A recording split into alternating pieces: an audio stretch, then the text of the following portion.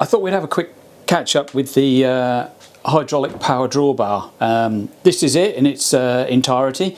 It's not quite finished yet, but it's close. The main power cylinder can float free, so it won't kill the bearings in the top of the machine. This plate fits on the machine.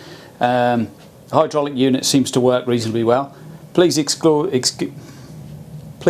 the RAF going round and round in circles. They've been doing it for 3/4 of an hour, the buggers. Right, so let's have a quick demo.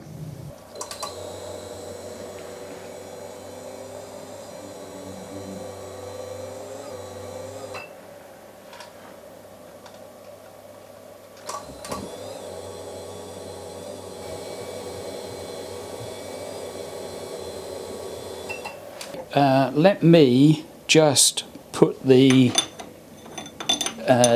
drawbar back together so that we can have a quick demo.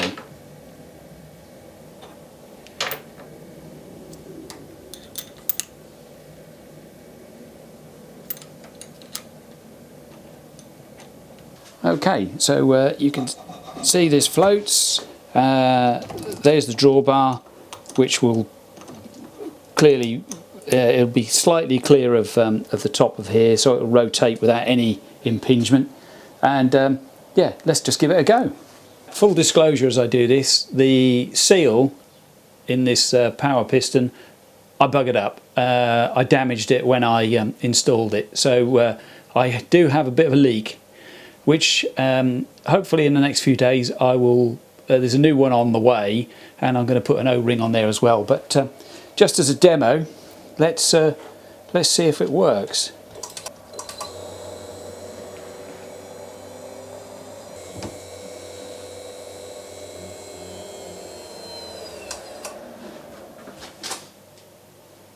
There you go, you can see we've got a leak.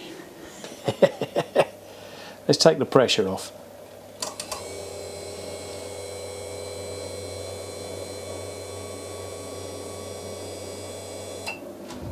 Right, thanks for watching. I think we're onto something with this. This seems to be, to me, the cheapest way you can make a power drawbar for a small hobby home CNC machine.